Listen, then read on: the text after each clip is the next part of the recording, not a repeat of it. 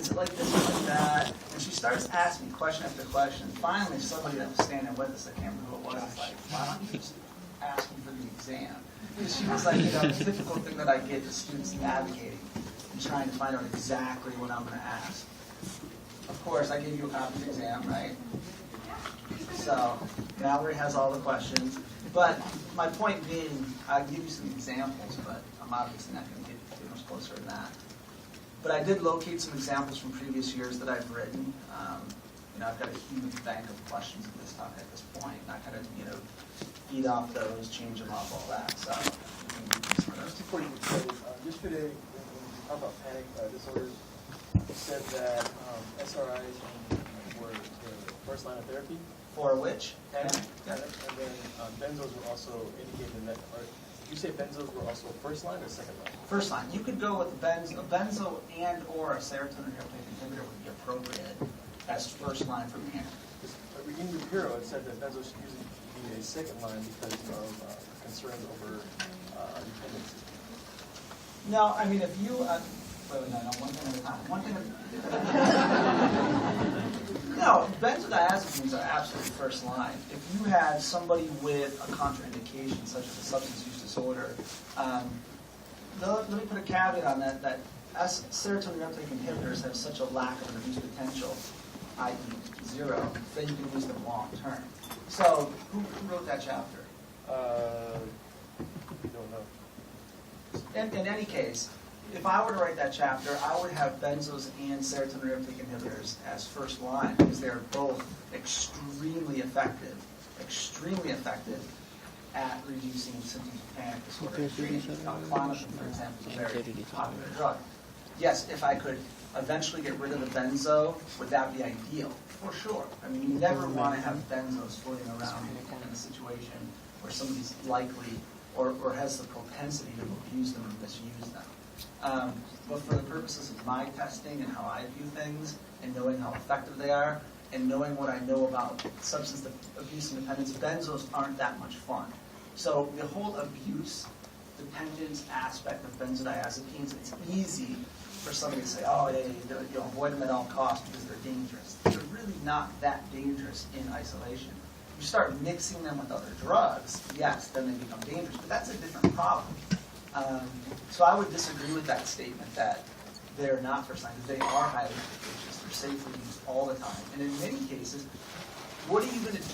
One of the main reasons I guess I would disagree with that statement, if you have somebody in front of you who won't leave their house and their heart's pounding up their chest, et cetera, and you're going to say, here's a serotonin reuptake inhibitor, I'll come back in a few weeks and we'll chat, that's never going to work. Or I'd be more worried about what else they're going to take in the meantime to squash their anxiety. So I'd have to read the context of that, but I would absolutely disagree that you would avoid benzos as a first-line treatment. So, what's that? Well, I'm sure I know the person who wrote that. Cynthia Kirkwood? Who? Cynthia Kirkwood and Sarah Melton? Yep, yeah, and I know both of them. And now, just picture how the real world works, right? I write that chapter, I have a slightly different angle. I can find data to support exactly my angle on this. I'm the one testing you guys. So, that's the way the world works. But however, just because Cynthia and Sarah have a slightly different take, I'd have to read the context and, do they mean all together that you avoid benzos? Or I'd have to take a closer look. But they may have a slightly different take on it and have a slightly different, they could find data to support their rationale. For sure. I mean, it's not black and white. But for me, you would go with either one first line. Again, Sarah or Cynthia, neither one of them practices heavily in substance use, so I know it's easy for people just to think that benzos are scary, but they can be. Good question, though. All right. GAD. Let's start. You've already seen. Why is that one not?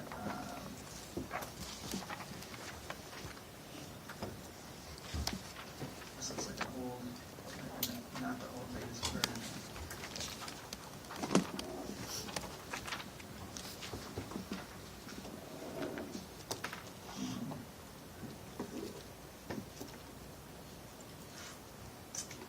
not the latest version.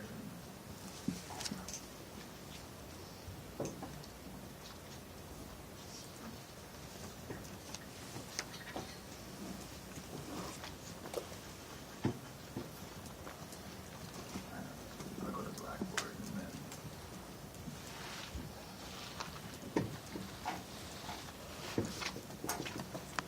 Hold on a second. I think you guys have a later version than I do.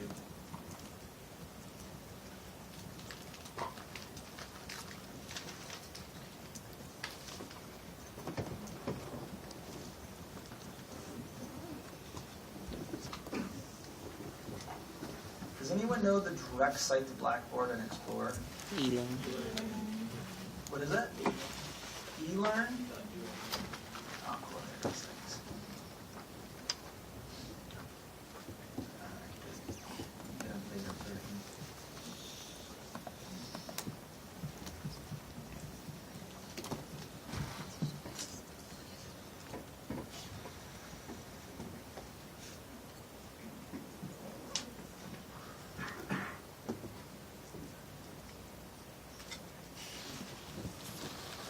See, that's why I never changed it up. I used to use my laptop, but I wanted to do play the music, but I can't play it on my laptop. I don't like changes, and this is why. 'Cause my laptop's reliable. I know where everything is. She's scared.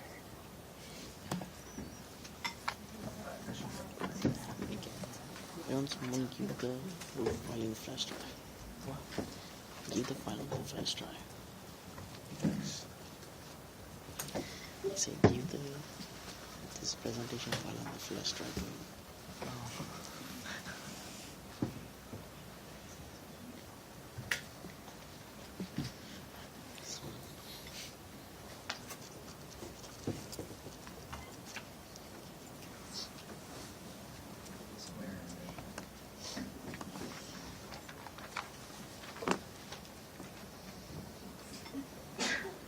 You guys know Jason Boyce?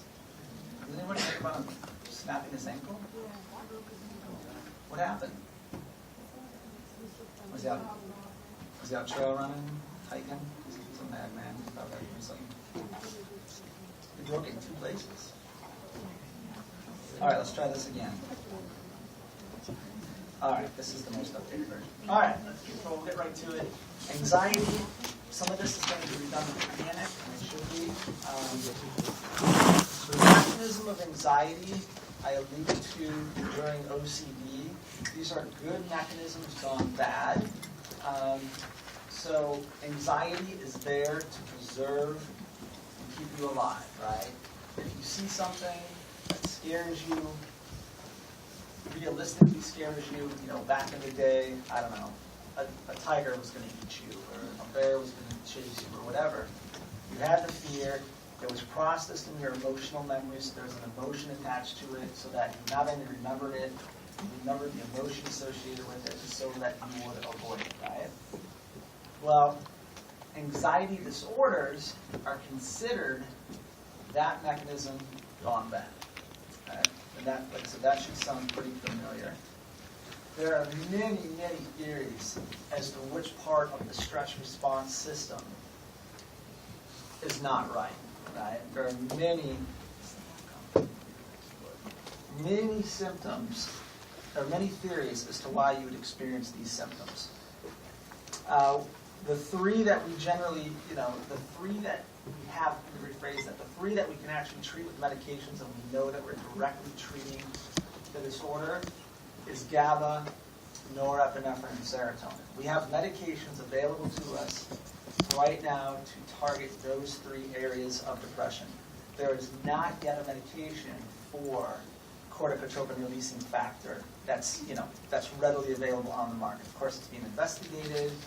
Salvage does stuff right with HPA axis and alcoholism, I know. But they're not here yet. We don't have them. But if you believe, like I believe, that the HPA axis is definitely part of a lot of these problems, then something like this sounds pretty interesting. Now, within the GABA, the noradrenergic, and the serotonergic models, we have, I'll start with GABA because that's the most straightforward. Think about it. If I give you a benzo or if you drink alcohol, you acutely decrease your anxiety. Why is that? It's thought to be because you're decreasing the stress response in the central nervous system of GABA, right, an inhibitory neurotransmitter. So a lot of the theories around anxiety involve GABA deficiency. Like maybe you are just in a hyper-excitable state, right? Maybe you live on a day-to-day basis prone to anxiety because you don't have a lot of GABA, or you don't have, as much GABA as the population might have, a population without anxiety. Now, similar to that, remember I told you that serotonin has modulatory effects. So another theory is that, similar to OCD, that you lack serotonergic function and you're not modulating those fear centers in the brain. Just like in OCD, you have the cortical, striatal, thalamic, cortical loop that's overactive, and you're not modulating that. In this case, you're not modulating some of the similar, there's overlapping areas, like the amygdala, for example. Norepinephrine is completely opposite. It's activating, right? Attention, arousal, vigilance, and the thought might be that you have excess or some kind of disruption in the noradrenergic control over particularly the HPA axis, because norepinephrine and the HPA axis have direct relationships, right? If you think about stress response, the HPA axis is activated, so is the sympathetic nervous system, right? So there's an interplay between norepinephrine, sympathetic nervous system, and then the chronic stress response, which is the HPA axis. So these are the theories that we generally work with now because we have medications that can target these. So these are drug targets where we can do something. Again, don't forget about the cortico, the CRH, the HPA axis, because it may be the biggest player or a big player. We just don't have anything yet that we can target that doesn't hit other areas of the brain and so on and so forth. So amygdala, this should be redundant. One of the cardinal signs of anxiety is an overactive amygdala, right? So the fear memories, so to speak, the emotional memories in your brain, that area of the brain is overactive.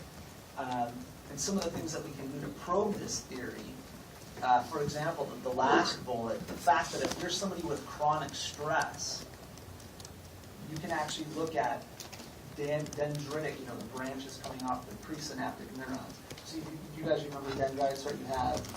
I talk a lot about synapse going from the terminal end of the neuron to the next, to the postsynaptic, or the dendrites would be on the postsynaptic, picking up signals, right? If you look in the amygdala, you do have dendritic branching.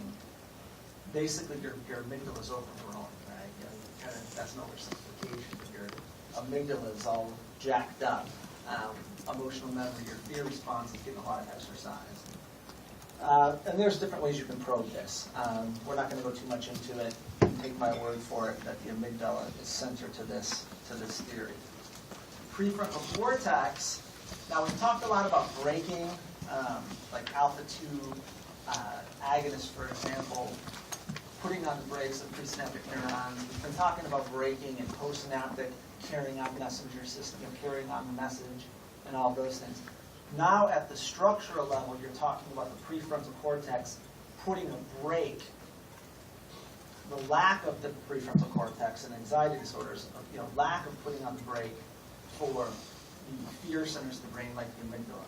So again, all of these theories, you should be thinking about some kind of imbalance, right? In OCD, your serotonergic centers weren't slowing down the frontal loop. And in this situation, the frontal area of the brain doesn't seem to be putting on the brakes of more primal fear centers. Now remember, I was making an argument yesterday that OCD is not necessarily just an anxiety disorder, but it could be also considered like an impulse disorder. So you can't just say, well, they're both anxiety disorders.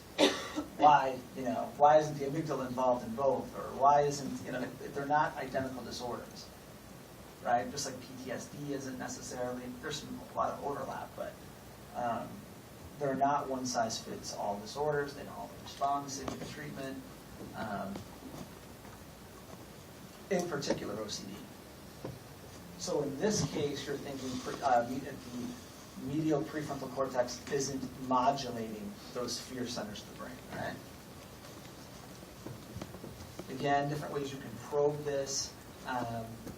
For example, if you stimulate the medial prefrontal cortex in rats, you can actually inhibit learned fear response. So basically kind of what you're doing is,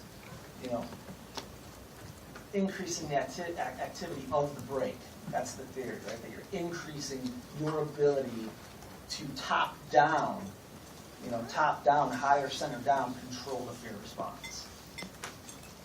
Now, when we talked yesterday about doing CBT and exposure response and all those things, now in that case, remember, all that you're doing is submerging someone to extreme anxiety, and over time, the brain relearns. Over time, it's like when the best example is if you throw your shirt on in the morning and you can feel your shirt for like 2 seconds, but then your brain quits telling you you're wearing a shirt. Can you imagine if you all sit here all day and you can feel your shirt, feel your pants? You wouldn't be able to concentrate if your brain told you everything. Chronic exposure to these, whatever the object of your, anxiety is, over time your brain relearns things. So that's slightly different from the acute situation. The acute situation is what I'm talking about, where if you turn on the medial prefrontal cortex, you can control in that acute setting, and if you turn off the medial prefrontal cortex, then the fear response is uninhibited. But in either case, if you expose somebody to something over time and they don't suffer consequences, their fear extinguishes, but that's going to be a complex interplay of all these areas where your brain that's the whole fundamental of CBT, is that you teach the brain a different way to think about things. So you got to remember the acute versus the chronic, and we're actually targeting both, or we're trying to target the acute response and the chronic response.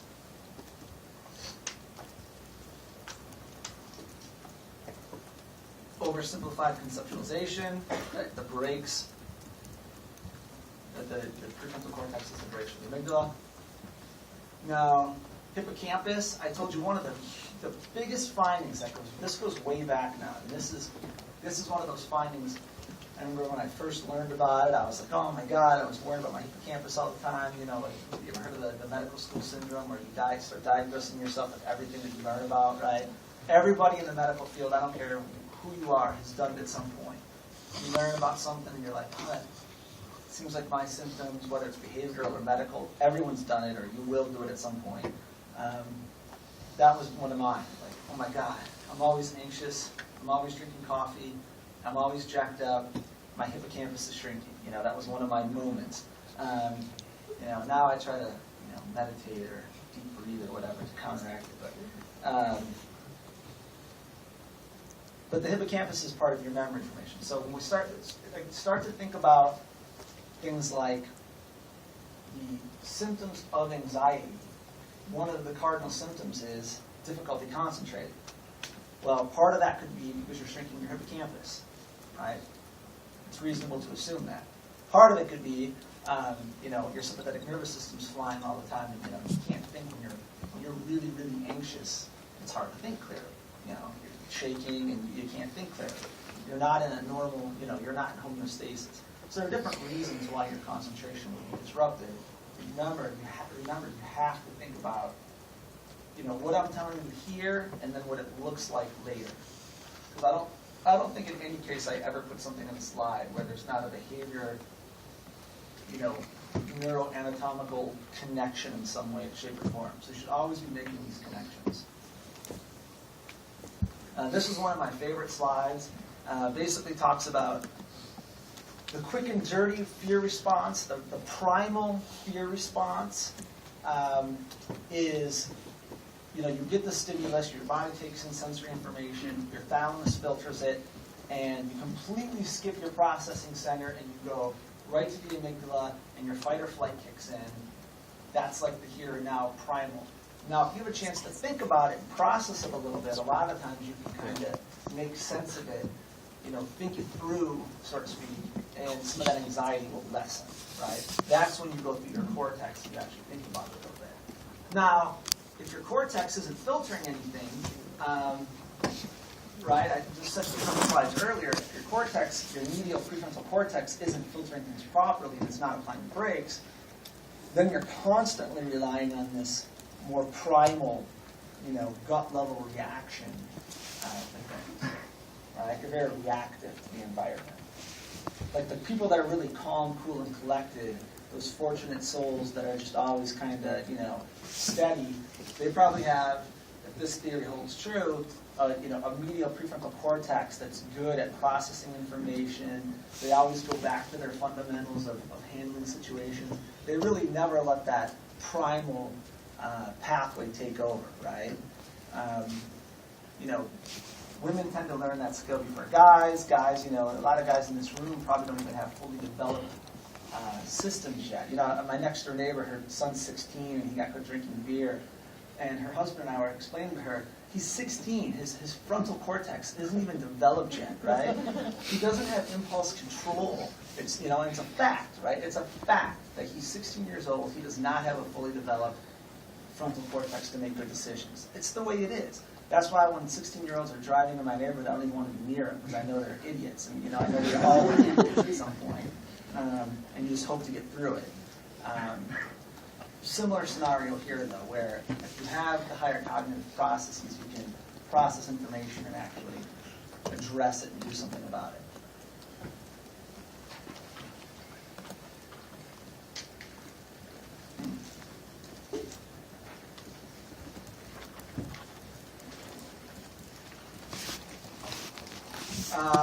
Pick on Rachel for a minute. You asked me about BDNF and mania. This diagram is actually exactly what you were talking about, where there is this theory that a decreased BDNF can lead to depression, that increased BDNF is too much of a good thing and could lead to mania. The diagram is for mood, but there's also data for anxiety. This may hold true as well, that if you have too much BDNF, too much of a good thing, maybe that you're anxious because you're, oversimplification, right? Either you're overactive, you have too many signals going through, maybe there's too many signals to be efficient, maybe they get jumbled, maybe, there's a lot of explanations as to how it goes from too much BDNF to the behavior, a lot of stuff happening in there.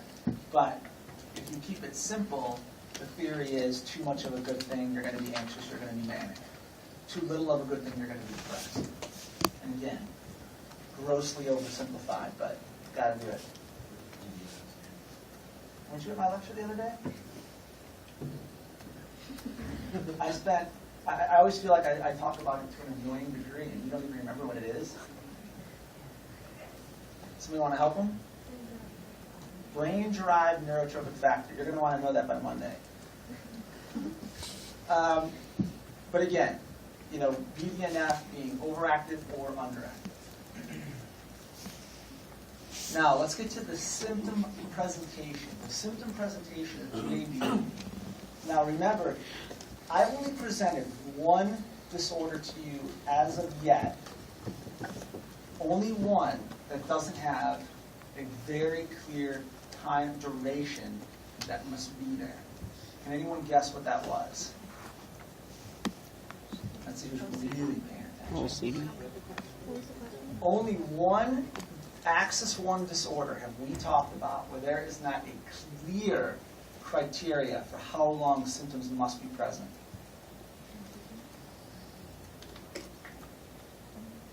Yes? Yes. Good job.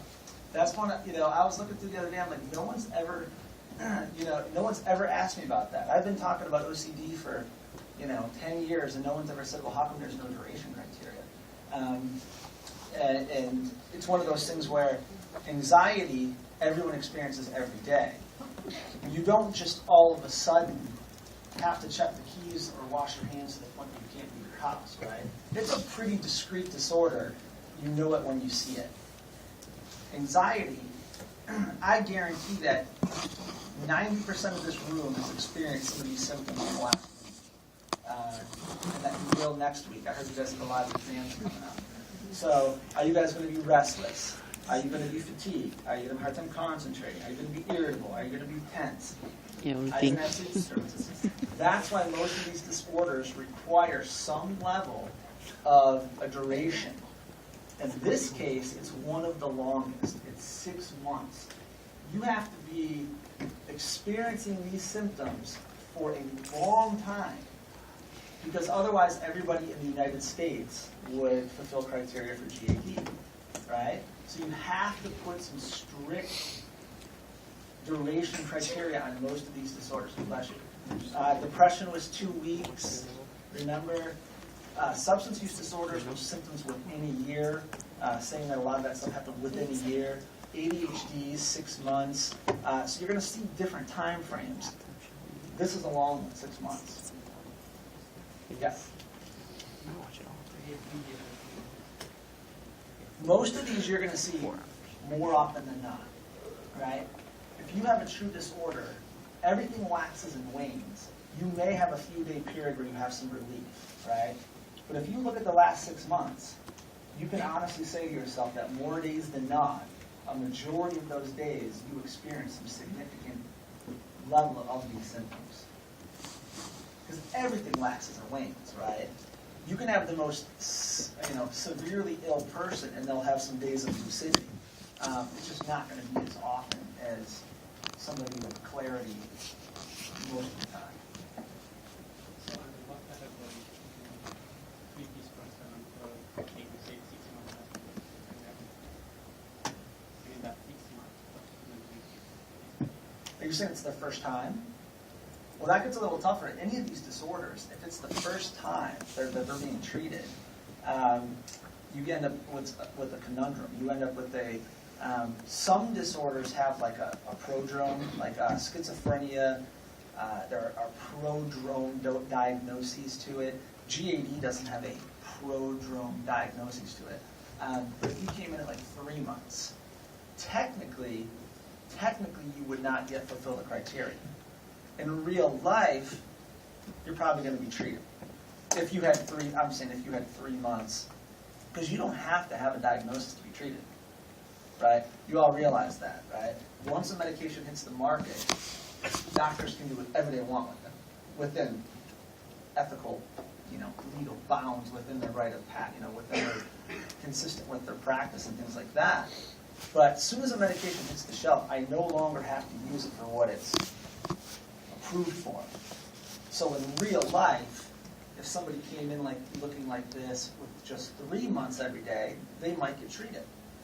But you technically can't receive a diagnosis per the Bible, the diagnostic Bible, until it's been there for at least 6 months. Is there a differential? Oh my God, there's differentials, associated with all of these, right? I mean, you have to rule out so much stuff. What would be one that I would immediately have to rule out in a substance use field? Yeah. So, chronic use of anything? Like, Alcohol? yeah, alcohol use and withdrawal. I mean, if you're constantly up and down with alcohol and you're constantly in these mini withdrawals or major withdrawals, that looks like anxiety. Caffeineism. One of my favorite statistics, it's kind of not as exciting anymore, but when Starbucks first came, really hit the market. The definition for caffeineism is 600 milligrams. And I don't know if this still holds true because I haven't looked at it in a long time, but originally, a venti Starbucks had, I think it was like 580 milligrams of caffeine in it. And I would have a few of those, right? So I used to sit there and think, oh my God, one of these is almost caffeineism. I don't know if that still holds true because, they probably are pulling back on the beans now that they've got everyone, in their grasp. It doesn't taste as strong to me as it used to. But that could be because I'm desensitized or because I think there's a conspiracy and they're pulling back on the beans. But, yeah, it's bad. But Aroma Joe says part of the share now. I guess my point was just that the 6 months of those symptoms isn't the end-all, be-all. It could be a death in the family, so you've been miserable for the last 6 months. Right. And Yeah, that's all these diagnoses, there's generally disclaimers they can't be caused by physical symptom. Say you had and this is being extreme, but it happens, say you had a tumor of your adrenal gland, right? You're going to look pretty anxious, but that's a medical problem. That is not a psychiatric neurologic issue. Bereavement, that's usually going to show in a depressive state. Anxiety. Say that you had 5 months and you were going to do an accelerated program in something. It would be awfully hard to diagnose somebody who is trying to do an accelerated program to get their master's degree in 2 years and they're not sleeping and they're raising 2 kids, right? It would be pretty hard to say, yes, you have a disorder, right? What you really want is, for most of these, do the symptoms occur in the absence of all these other? So yeah, they're all going to have differentials. What you could do in your scenario is, I'm going to treat you, we're going to move forward, but we don't yet know if it's really GAD. If you have a disorder, we're going to treat and we're going to follow you. Eventually, you kind of start to get to, if you follow someone long enough, you get to weed out these things. Like, oh, in the absence of, in the middle of summer when you didn't have school and you were sitting around the beach, whatever, you were still complaining of anxiety. Okay, there's probably something to worry about. But, right. Good question.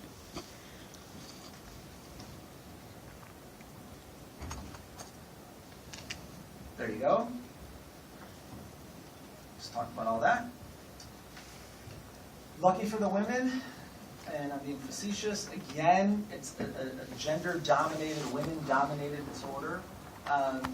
Now, if anyone knows somebody personally who's been pregnant, right, you've seen the incredible, drastic effects that hormone fluctuations have on women's mood and cognition and everything under the sun, right? So it is what it is, right? Women have fluctuations that guys just don't have. Guys still have fluctuations biologically, but not, you would all agree. And I always tread on this topic lightly. I don't want to get stoned, But point being, women have fluctuations that significantly impact all of us. There's also, for any of you public health type folks, recognition. Maybe women are more likely to be recognized because they're more likely to ask for help, right? Tony Soprano wasn't always around, right? Now everyone's kind of like, well, we're all in this together. Someone like Tony Soprano can be depressed. It's kind of more of an open society. But think 30 years ago, 20 years ago, when a lot of this data is being collected, and guys, I guarantee didn't get help. Guaranteed. See, a lot of stuff going into these prevalence rates, but, and the same thing you asked me about ethnic racial difference, the same thing.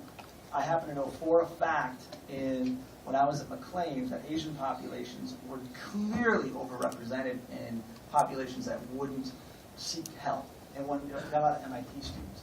And we couldn't have family meetings because I didn't want the family to know. So if you were to ask me, does depression or does bipolar happen equally in an MIT student who's Asian and a white population, I couldn't even tell you because I know that the white population's got their family in there. You have a treatment plan. The Asian population's like, no, I don't want anyone to know. So it's hard to do a lot of these things because there's so many differences in both racial, ethnic, gender. It's very complicated. So these studies are all plagued with that, but you can't get around it, right? I mean, it is what it is. Is there genetic factors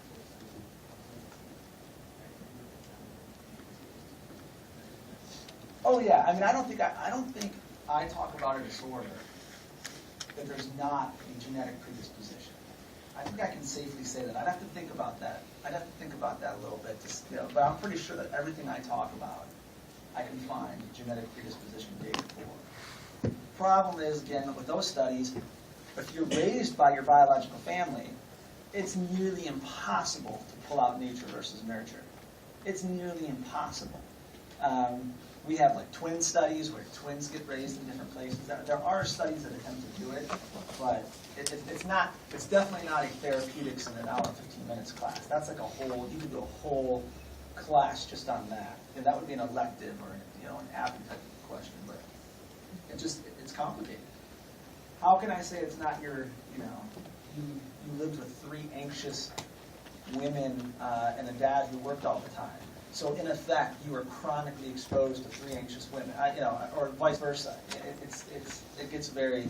But for the purposes of this course, as in most disorders, if you look at data, you're going to see that women are a majority of the cases at this point in time. Lifetime prevalence, For GAD, this number fluctuates based on study, but it definitely happens more than like an OCD or a schizophrenia, or maybe even a bipolar. The bipolar numbers have been intriguing because I'll let Devin talk about that. Keep moving. Pharmacotherapy. Now, I'm a huge proponent of non-pharmacotherapy for anxiety disorders in general. Huge proponent of exercise, eating right, sleep rhythms, all of that stuff, and it definitely helps. All of that stuff helps. When you're talking about medications, it comes back to antidepressants like panic, benzodiazepines, and then what I affectionately refer to as placebo, which is buspirone. But we'll talk about it a little bit. So benzodiazepines, just like panic. Now, and again, despite the contradiction between me and the Piro, benzos work now. All right, they work right now. If somebody comes in and they're crawling out of their skin and they're anxious and they can't concentrate and they're not functioning well and they're not getting through the day, I can give benzos now and make something happen. That's the big advantage, right? They work now. However, they do have the disadvantage of sedation and abuse potential. Let me say for clarification on that point and here, that in the ideal situation, I think most people would agree that long-term antidepressants are what you want is the anger, but initially, especially initially, and then during periodic stressors throughout, you would use benzodiazepines. That would be, I think, the ideal situation that most people would agree on. Get them through the acute crisis with both, eventually get rid of the benzodiazepine, and then the benzos would periodically drift back into the mix during acute stressors and things like that. That's my stance on it. That's what I want you guys to really think about. Because if anybody comes in for treatment for any of these anxiety disorders, there's going to be a benzo in place unless there is a clear documented history of substance use. Substance use changes everything. If they have a substance use history, it's a whole different beast. But in the general population, you have to do something now. In fact, nurses at McLean wouldn't even accept a patient onto their unit unless they had a PRN for a benzo and Haldol. That's saying something. You know why? Because if I use both of those in some kind of combination, I can acutely take care of any situation. Acutely. Then you have to do what's right. But acutely, these are nurses running 20 patients. They need something now. So I know the nurses would definitely disagree with the benzo statement that they're not needed because you need something to do here and now. You said substance use, not use, but substance use, history of substance use. Is that right? Substance, yeah, because it's individual. If I have somebody who has a periodic use, right, use of marijuana, periodic use of marijuana, am I that afraid of that drug? No. They've used it a few times. Now, if I have someone who has periodic substance use and they've injected heroin, it's apples and oranges. So substance use is the most broad category that I can use without pigeonholing myself into, because endless scenarios that could take place.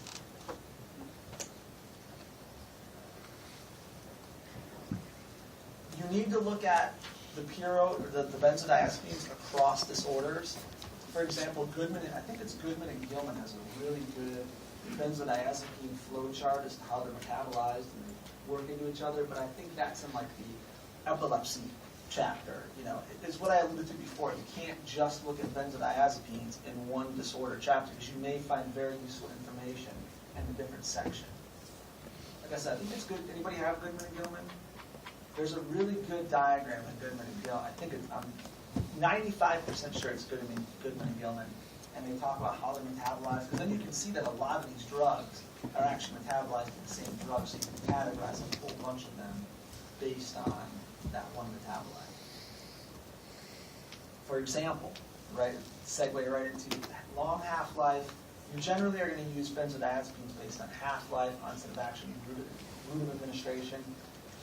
Half-life, we've talked about there are places to use something with broad coverage and there are places to use something with quick on and quick off for assessment purposes. If you look here at the metabolite, the primary metabolite of diazepam, desmethyldiazepam, you're talking 50 to 100 hours. If you look at that chart in Goodman and Gilman, you'll see that there are a variety of drugs that end up going through that metabolite in some way, shape, or form. What that helps you do is categorize multiple benzodiazepines into a long-acting class. Because you need help, right, to try to categorize these things, and when do I use this one versus that one. And those are just four very commonly used benzodiazepines. That's all those are. I could have picked chlordiazepoxide, or I could have picked others. Let's go back for a second. And this there, nope. Oh, yeah, one more thing I wanted to mention there. A handful of, you guys have had phase 1, phase 2, okay, metabolism. Yes? Thank you. There's somebody saying yes. So if you look at something like lorazepam, that undergoes conjugation, which is phase 2, which generally implies water-soluble, not a lot of metabolites, right? There's going to be a place where you're going to use a phase 2 benzodiazepine over a phase 1. When would that be?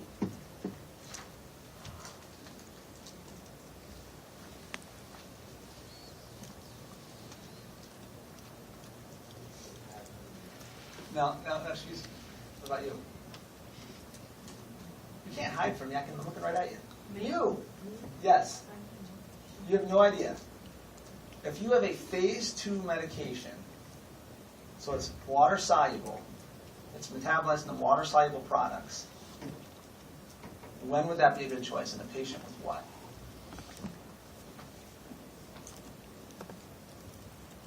Now, you answer all the time. You don't know? Uh-oh. You guys have a lot to do before Monday. Somebody who doesn't always answer.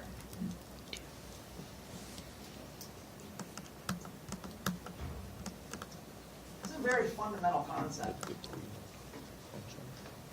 Very fundamental.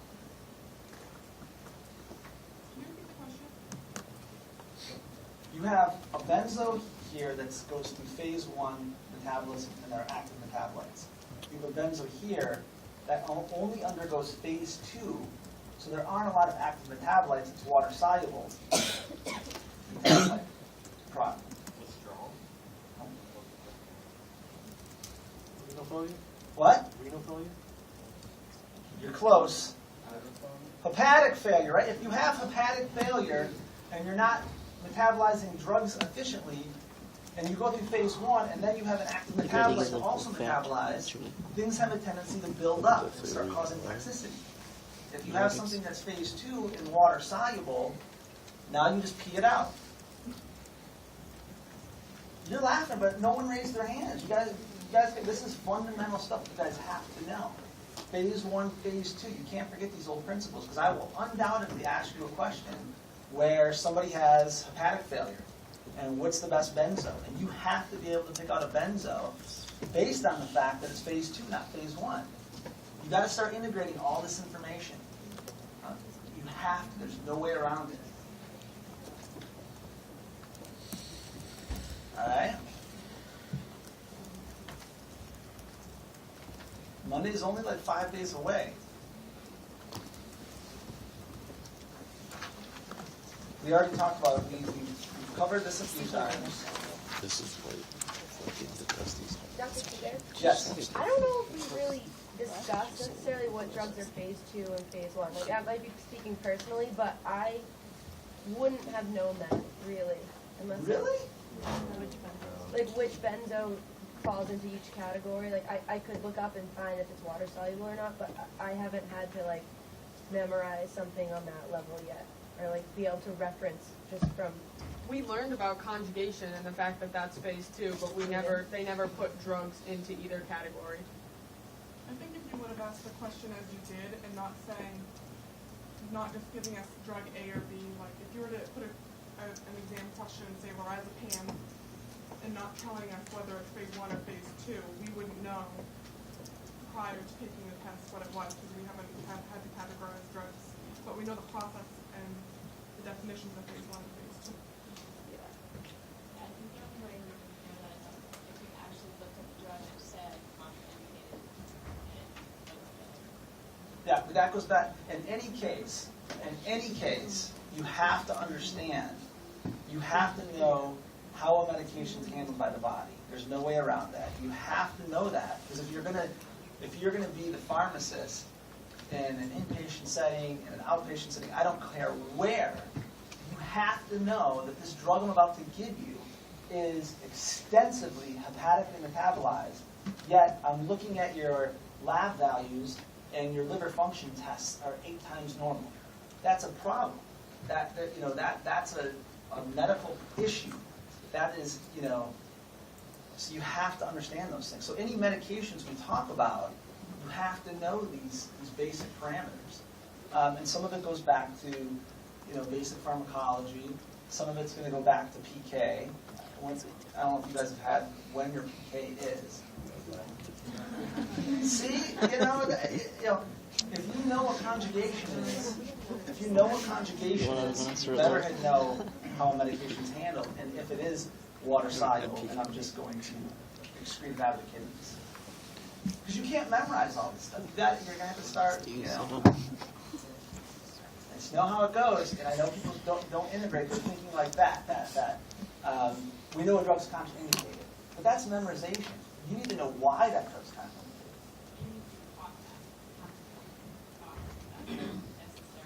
Phase 1 and phase 2. we can talk about what that means, but not which drug is phase 2. But what worries me a little bit is I said this drug is conjugated. So where would you avoid that? And I wasn't getting a lot of response to that. This drug, whatever drug it is conjugated, then that's probably better for somebody with hepatic impairment because they don't have to metabolize it. That's where I'm getting a little worried for you guys. And where I want you to start pulling different information together and thinking, well, I didn't ask you a specific drug right there. I asked you a concept. All right? Do you understand why I'm worried for you a little bit? Going forward? No? Alex, you don't? You sure? No, I understand. I don't know what you understand how you encounter it, but I did it in my head, but it doesn't make sense. It's a question. I don't know. Do you feel any concern for this class level's knowledge on this particular issue? I'm not really worried about that. All right, let's go. Let's move forward. Point made. Talk about this. Remember benzodiazepines? There is a risk of what? Seizure activity. So not only do you have the abuse potential to worry about, you also have always a real risk if somebody does become physically dependent, that there is seizure activity associated with them stopping or with you stopping. So they are dangerous medications. We all would agree on that. But they're also highly efficacious. So you just have to know how and when to use them. They're generally safe. I told you, they're not, I told you from a substance use standpoint, they're not the first, they're usually not the drug of choice for people. Well, along those same lines, they're not usually a dangerous drug in and of themselves. They're usually only dangerous when combined with another CNS depressant. You will find very few fatalities from somebody just from a benzo. So again, they're not as scary as everyone makes them out to be. There are true risks, but they're not the, red flag that I always hear from people. It's benzos, but they can cause seizure. If you had somebody on a high dose benzo for weeks and weeks, months and months, and then they decided to stop it because they could no longer afford it, there's a real risk of them getting themselves into trouble. So they do have their, I would call, major drawbacks, but there is a place for that in the right situation, especially acutely in PRN, as I said before. Antidepressants, again, serotonin and norepinephrine. Serotonin, I think it's very intuitive, right?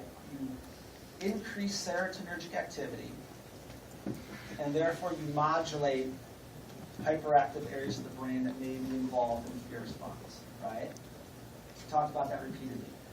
What I still find confusing after reading tons of literature and teaching this for years is augmenting norepinephrine with something like venlafaxine actually helps in the long term with anxiety. Now I have some theories jumbling around. Anybody want to take a stab at this?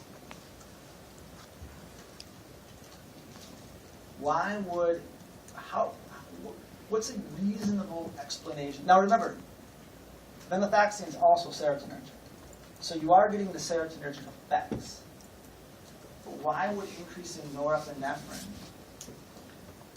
help? And this is only a theory. Like I said, I've investigated this particular topic many times. Stahl talks about it. Everybody talks about it, but it's still a hard one to. Anybody have any guess? Well, the body starts adapting, going to a new homeostasis, going with the norepinephrine. Well, that's one of the leading theories, is that you're kind of resetting the system, right? There's something fundamentally wrong with the noradrenergic system, and that by causing some of these adaptations, like, for example, desensitizing receptors and things like that, that you're doing something to kind of reset the system. And that is an absolutely acceptable answer. Unfortunately, we just don't know what's the exact reset that's the magic here. We don't know. What about increasing norepinephrine in certain areas of the brain? Like Like increasing it in the prefrontal cortex is going to make you think more logically as opposed to instinctively? Yes. So, and again, stealing stuff from different pieces, kind of the only way I can make it more intuitive for myself is that serotonergic activities of venlafaxine would help with the modulation, and perhaps the norepinephrine activities from the medication would increase prefrontal cortex activity, like you would giving it to somebody with ADHD. These are theories, but they're grounded in their psychopharmacological theory. But the reset, if you research this subject, you're going to see a lot on this resetting system. The only problem with that is we don't know which part of the system is truly the reset button. If you're desensitizing receptors pre- and post-synaptic, where's the magic? And what area of the brain? So it gets very convoluted. What we do know is if I give somebody with chronic anxiety venlafaxine, there is a large percentage of folks that are going to get better. That we know. And it's serotonergic and it's norepinephrine. So it's a dual mechanism of action. But I think your theory in talking about the prefrontal cortex, as Rachel mentioned, I think both of those are legitimate explanations.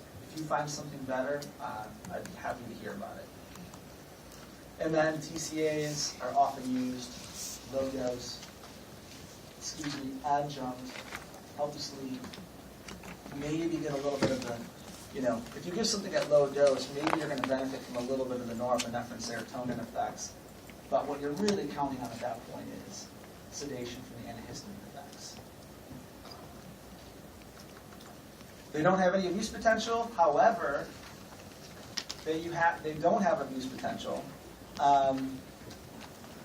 That's an advantage. Another advantage is they work better for the cognitive symptoms as compared to the physical symptoms. So I was telling you guys about beta blockers yesterday, and I said they'll stop you from flushing, they'll stop your heart from pounding, but your mind's still spinning. You just don't feel the physical symptoms. It's similar with, if I give a benzo, it doesn't necessarily mean my cognitive processes have slowed down in terms of what I'm experiencing internally. What it means is my sympathetic nervous system has slowed down a little bit. I've even decreased sympathetic output from my central nervous system, but I'm still, it doesn't necessarily mean that you don't have the thoughts moving through your mind. It's not like benzos just shut off your thoughts. So serotonin reuptake inhibitors or SNRIs seem to do something more at the root of the problem by getting rid of some of the cognitive symptoms, but they don't do as much for necessarily the physical symptoms, which is why if somebody comes in immediately and they're tense and their heart's pounding out of their chest, you have to do something acutely as well, which is where the benzo would come in. Disadvantages, there is the lag time, and they have to be taken chronically, right? They have to be taken all the time, every day, to keep the receptor changes. If your theory was true, for example, the minute I stop taking it, then over time, it's going to go back to where it was in the first place. So these are medications that you have to take long term. This is so we always joke in the psychopharm community that this is like placebo. It's usually used as an adjunct. It's a 5-HT1A agonist, pre- and postsynaptic. What does this drug look like? We talked about a drug that has these properties. What? Yes. So a drug like vilazodone comes out because we know that you can augment serotonin reuptake inhibitors with a 5-HT1A agonist. So what does the company do? They throw an SRI and a partial agonist, 1A agonist, into the same pill, and then they market it, and they've got a new, blockbuster. We'll see.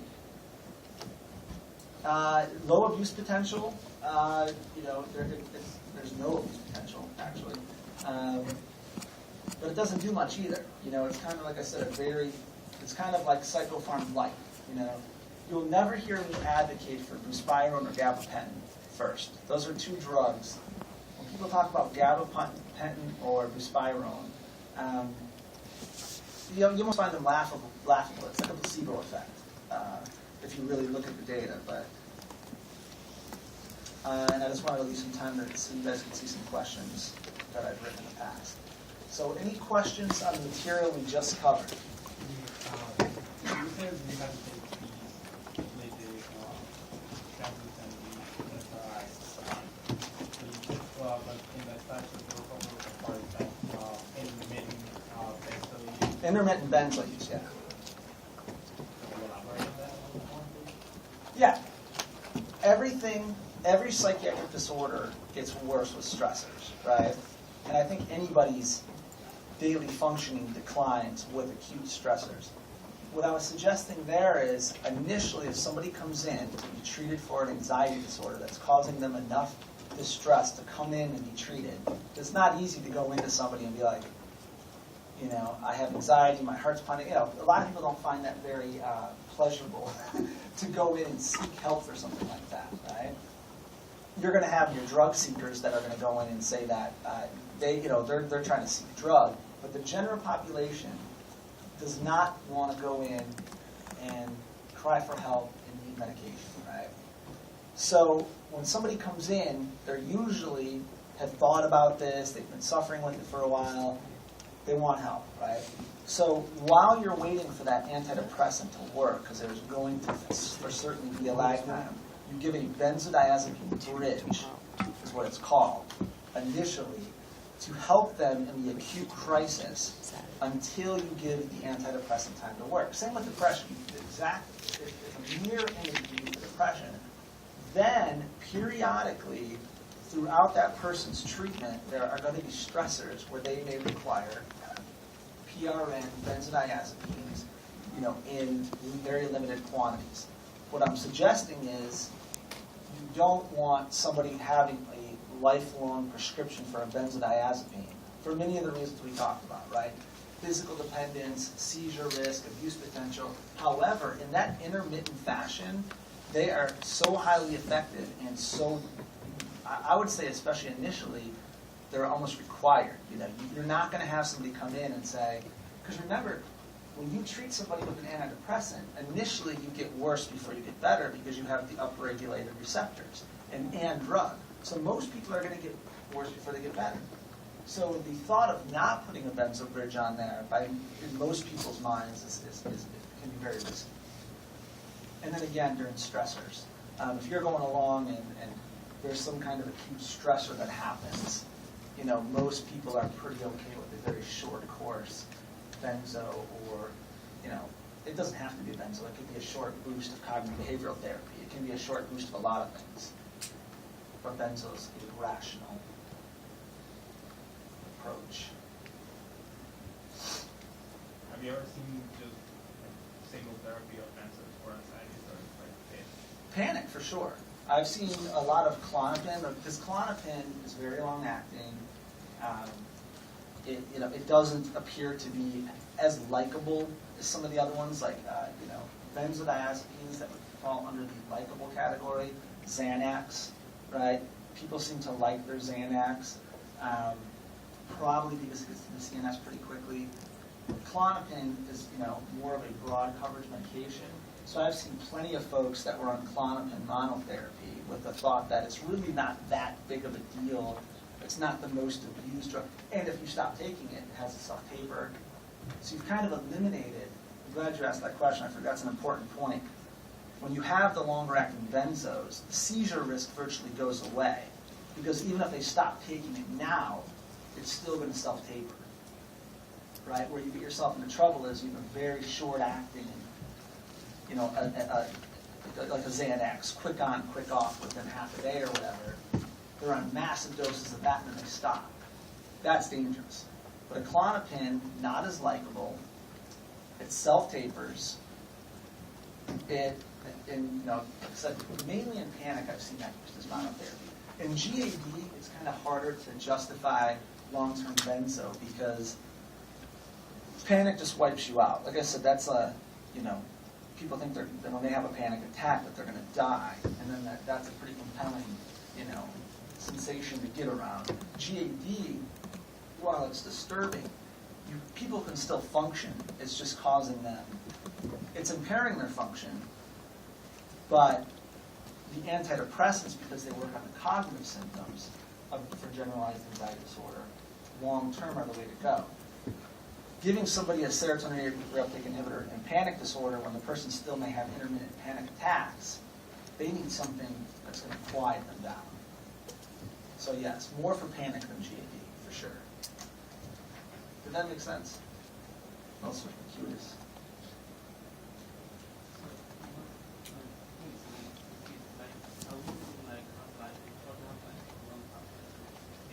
It depends.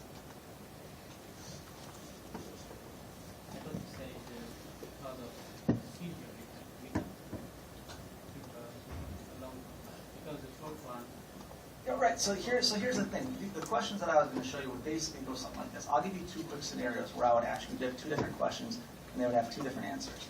I say to you, somebody has panic attack or panic disorder, and they will not take a serotonergic medication because of sexual dysfunction. They won't. Right. So you've taken SRIs off the table. You've taken venlafaxine off the table. What are we going to do? Well, they have no history of substance use disorders whatsoever to speak of. We have no reason to think a benzodiazepine would be harmful. That person, you'd want to go with something very broad coverage so that you eliminate the seizure risk and you eliminate the abuse liability. Right?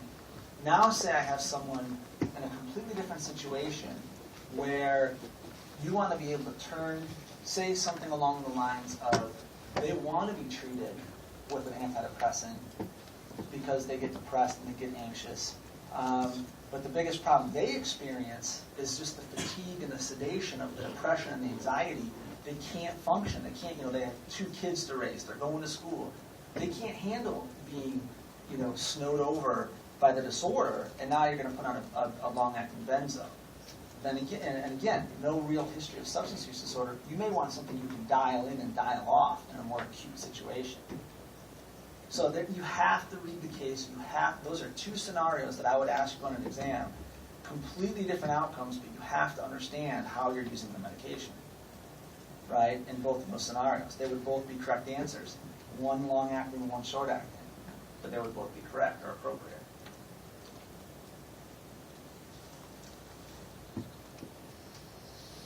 What else you got? And those are the kind of questions, again, pulling things out, clues out of the case that will help you select the most appropriate answer.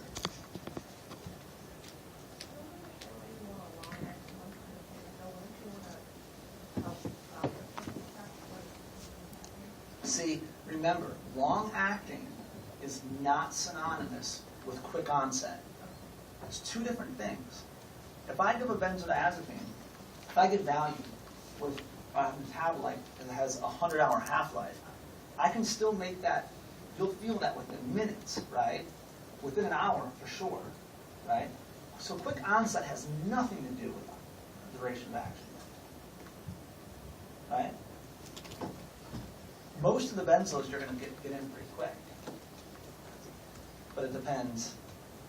There are subtleties on the absorption side because some of them are more lipophilic into the brain quicker, have more abuse liability.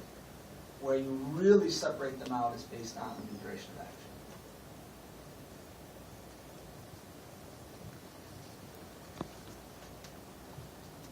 Is that it? Before, because I won't see you again until after the test.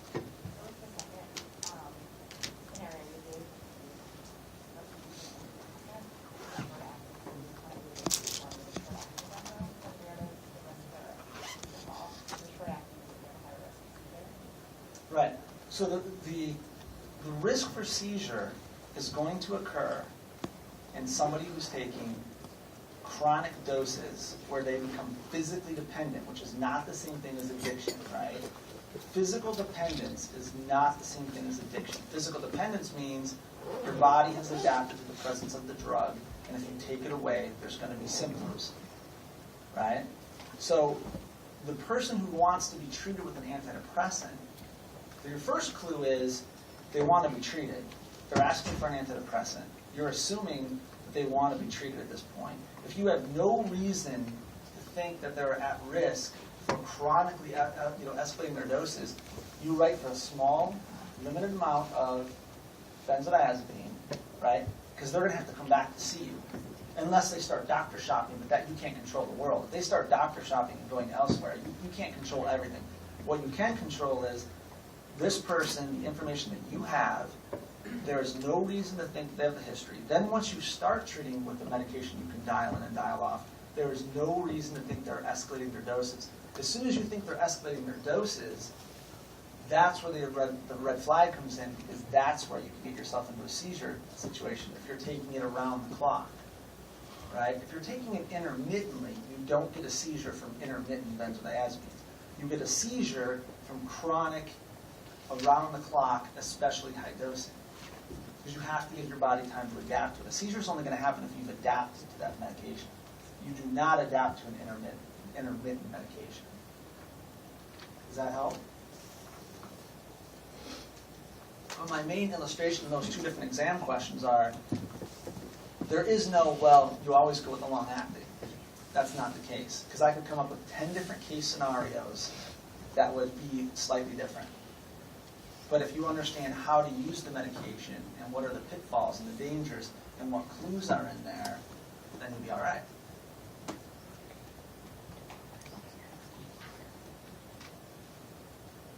So when I get back next week, I'm going to have to go through all these exams, clean up scores. Now, if anybody wants their score right away, I will release the score right away, but that's the score they're going to stay with. So you have two choices. You can wait for me to get back and clean it up, or you can accept your score right away. Now, I'm not being sarcastic. I'm saying if you're one of those people that can't wait and think you absolutely got everything correct before I throw away bad questions, I'm open for that if you're very impatient. But I would suggest you wait until I get back to clean it up. But, yeah.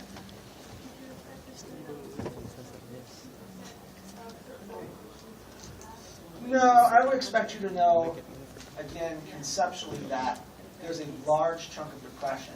There's a relatively smaller chunk of OCD. Kind of, what is the magnitude? I would never say, well, it's 2%, 3%, 4%, questions like that. I'm not really as concerned with numbers as you are have an appreciation of the magnitude.